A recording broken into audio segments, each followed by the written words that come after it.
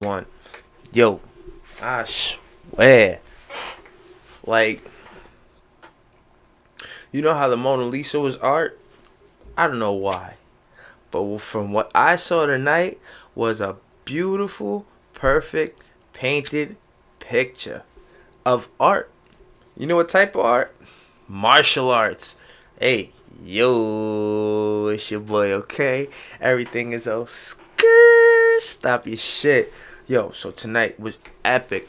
I did not mind paying $64.99 for this goddamn pay-per-view. Not at all.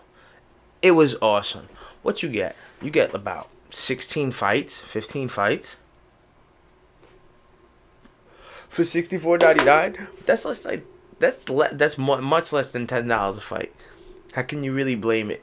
Even if some of them, even if they were some whack, but if anybody knew anything, like if if you're a boxing fan, you obviously know there's no boxing.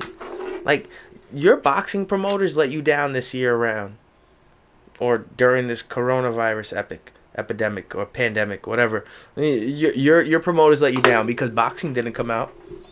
You know what did come out? UFC. Yo, I am so celebrated to be a UFC fan. I really am. Like, not to shit on any other sport, but goddamn, all you other sports that have been sitting at home and like being mad, not having it, and psh, psh, yo, we got it. As mixed martial arts fans, loving watching people strategically try to beat somebody up or manhandle somebody, we got it. Shout out to Dana White. Tonight was epic.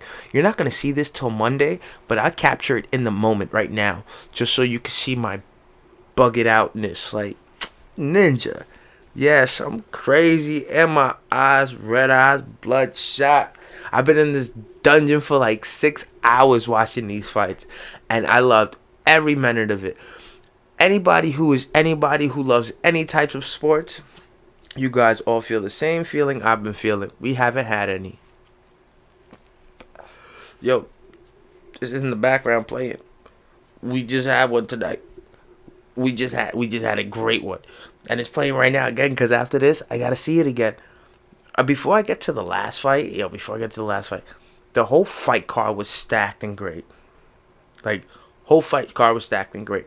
I did a podcast earlier today, stating who I wanted to win and who I was really like, what fight I was looking for, and I took the L. I won a Cowboy. Cowboy, I wanted you to win, and you did win in my eyes. It could be a bias, because I fuck with you, and I wanted you to win, but I kind of think that you landed more punches. You kicked him in the face. You took him down to the ground. What else more did you need to win? What kind of referees did we have? The ones in Las Vegas? Or Albuquerque that only go for John Jones? Pettis, you even knew you lost. If we're keeping it all funky, you even knew you lost. Because when like, stop your shit. When they said you won, you was like, oh, but he has that. Oh my God, I'm so honored. I'm sorry. You beat him the first time. If you knew you won, you wouldn't be honored that you beat him the second time. You were honored. So automatically you knew you lost. Stop your shit. Like, dead ass. Like, what a good fight though. Cerrone, I hope the UFC gives you a fourth fight. And if I'm being honest, I don't think you deserve. I don't think you need it. I think you deserve it. I don't think you need it. I think you get to chill now. 37. I think you get to chill now. I think you get to chill. Fuck the fact that you lost your last 4 fights. You know what counteracts that? You've fought the most in UFC.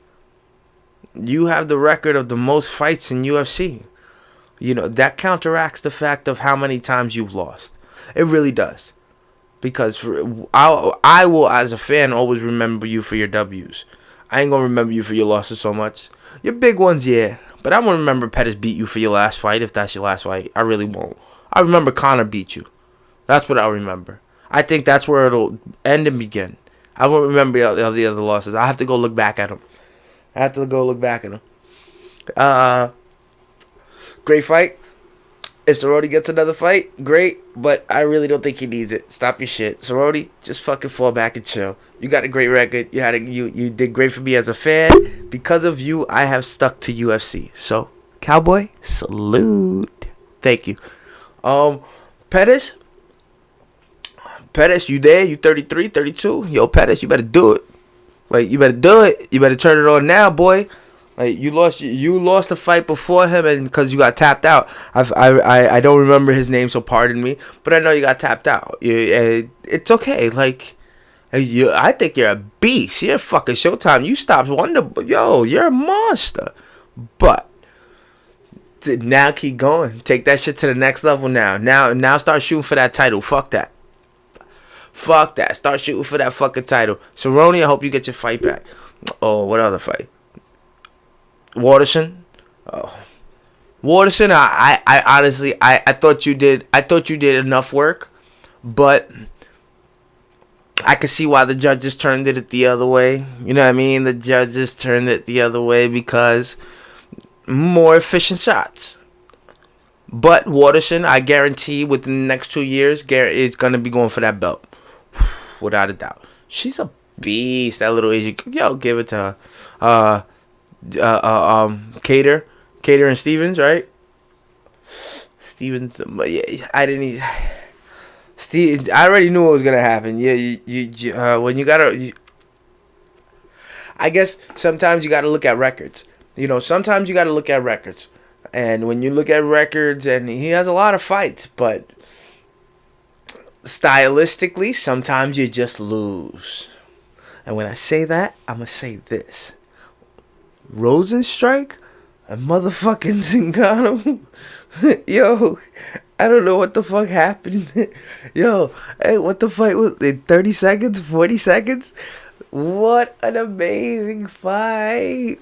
This shit was crazy. Oh, man.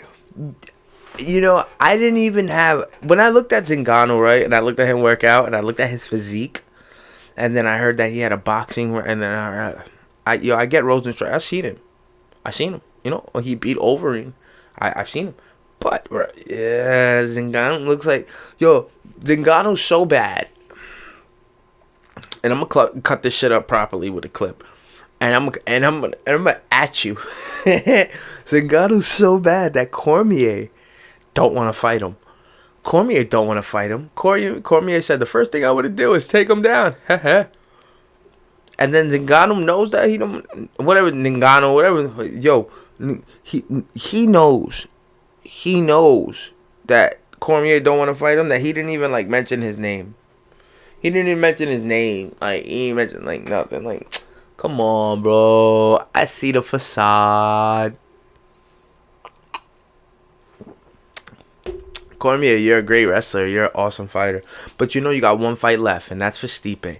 Just to get that title and retire. And I think that since you have your mindset like that, you automatically lost.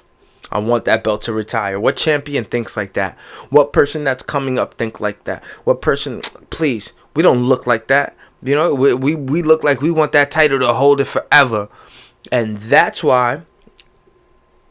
I can't leave that? Yeah, I'll leave that. Yo, Ngannou, Zingano, whatever, you know what the fuck his name is. You knocked him the fuck out. You made a statement. And I'll be honest with you, I know you're the next champion of the heavyweights. I know you're going to hold that title next. There ain't nobody that want to fight you next. But beyond that, there isn't nobody that can hold you next. Like, I don't think Cormier can wrestle you. I think he's too done for it. And Stipe... he broke his ankle or whatever. He's a firefighter. I can't even take nothing from Steve. Yo, he's a firefighter. I'm not even gonna bring him up in this topic of conversation.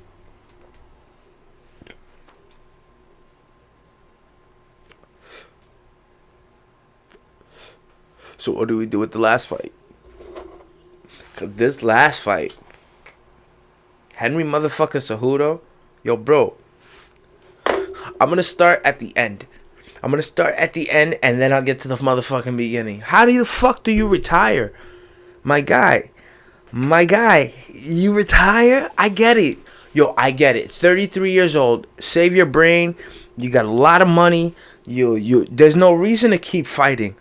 Olympic champion, bantamweight champion, what, featherweight, some shit like that, lightweight. No, lightweights could be featherweight. Yo, what do you? I get it. You. I should stop my shit. You're fucking gold, bro. But I do think that fight was stopped a little bit fast. If we sit here and compare the way the other fights were stopped, let's sit here and compare our knockouts. You know, let's sit here and compare Jeremy Stephens and Cater. Let's see our knockouts. You know, let's sit here and compare the last fight. I'll talk about it last. So amazing. Let's sit here and compare. You weren't beating up Cruz. You know, you weren't beating him up. If anything, I think that he was putting up a fight against you. And if anything, I think that cut not only turned your whole shit up and made you go crazy, and you put him on his ass, bro. Yo, that knee was flush. Yo, that knee was flush. You put him on his ass. You can't get no. Ooh, what a knee, Cejudo. But I honestly think that the referee stopped it too early. Referee, you should wait till a man is flat. You should wait till a man looks like Donald Cerrone when he was getting beat up, not once but twice. When he got beat up by Gaethje, and when he got beat up by McGregor. Cause when both of them beat on him, he was legitimately done. One of them we couldn't tell. Well, he couldn't tell. He just dropped and he just. But the other one, he didn't want to fight no more. McGregor, he didn't want to fight no more. He said it himself. He didn't want to show up. He didn't want to fight. You know, you should have noticed that. You should have noticed that Cruz was not done. I don't think Cruz should fight again. I think he should take that respectably. I think that you should take that, in my opinion, leave that for the controversy and let people see that. Let people see that and wonder about that. And if you ever come back, do a fight with fucking Henry Cejudo. But Cejudo won't do it. Cejudo's done. He's done. How do you retire? I get it. But what do you think about that? Retire as king? So either you die a legend or live what? You die a hero or live long enough to see yourself become a villain, right? So he's like, fuck it, I'm gonna just die a hero. What hero? I don't really care. You could say Triple C all you want, bro. The only Triple C I know is a Triple G. Like, nah, I will never remember a Triple C as a Henry Cejudo. I'm sorry. He don't ring bells.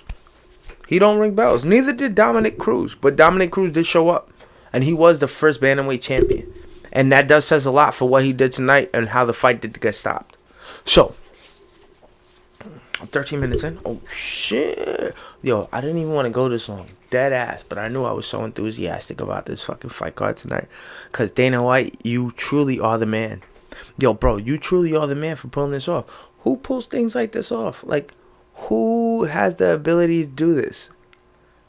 Who has the ability to go ahead and besides your fight island, besides, yo, fuck it. Yo, you had Donald Trump in a commercial. Thank you.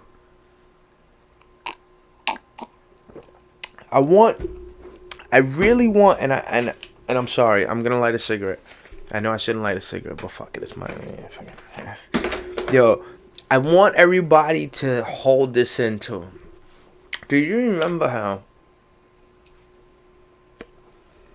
Jadakiss said, in the Y remix, how we elect the Terminator, come on, pay attention. Something like that. Like think about that. I'm not saying Dana White's the Terminator. Yo, I love the fact that I love fights.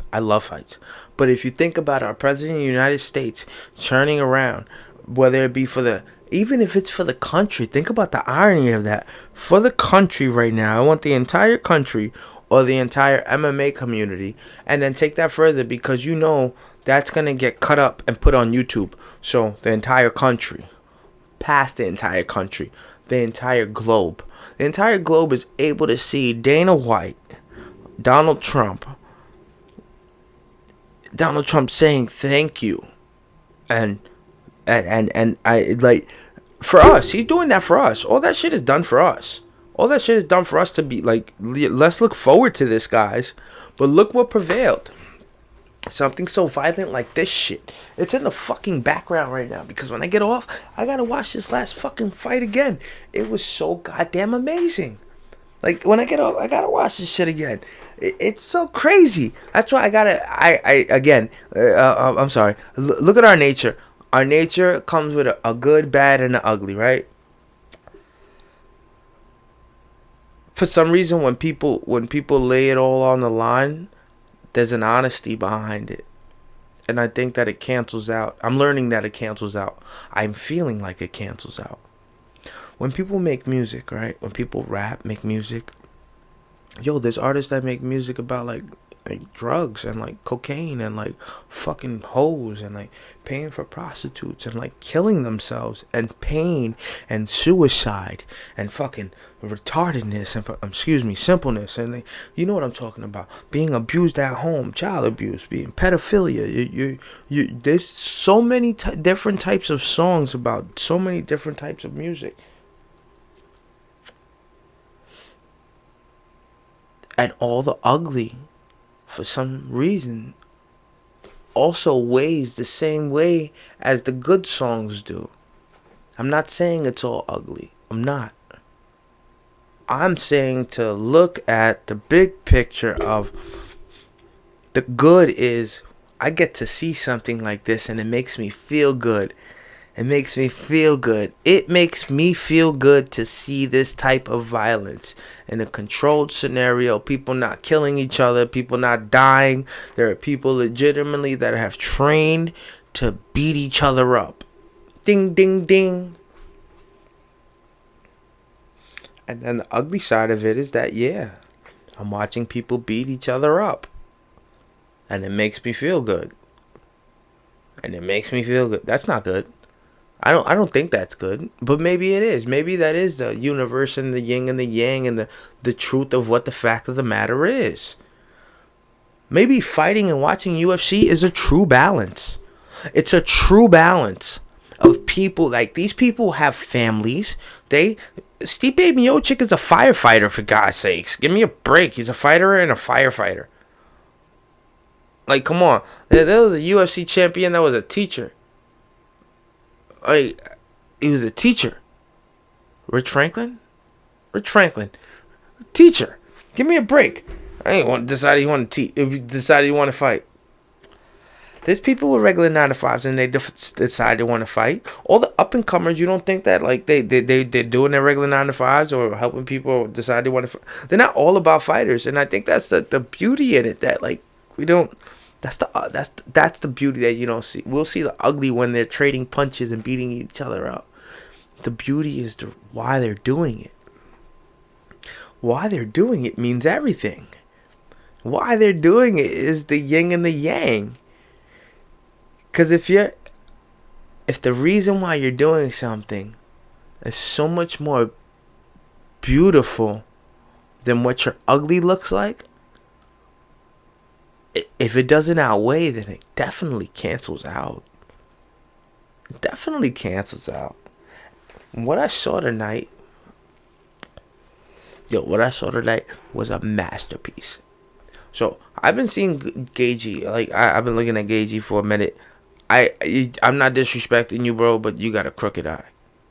Like, I put something on my Instagram today about fucking fat people, and like, I meant it in a sense of, let's get healthy. I'm not in fucking shape, bro. I ain't got no fucking six-pack. Fuck out of here. I don't, but I want to. Like, in my mind, I want to, and I think that's step one. And I think I will do it. I know I will do it. You know, people get healthy. I meant it as a joke. I hope nobody takes it personally. And My bad. Stop your shit. Okay? What I saw tonight was such a display of skill and patience and listening. I think what I learned today, watching Gagey fight, what I learned today was listening. I always say, I preach all the time in and time out, about the type of peers that I have around me. Type of peers that I have around me, they make me better. The type of peers that I have around me, they make me want to reach for more. I say it all the time.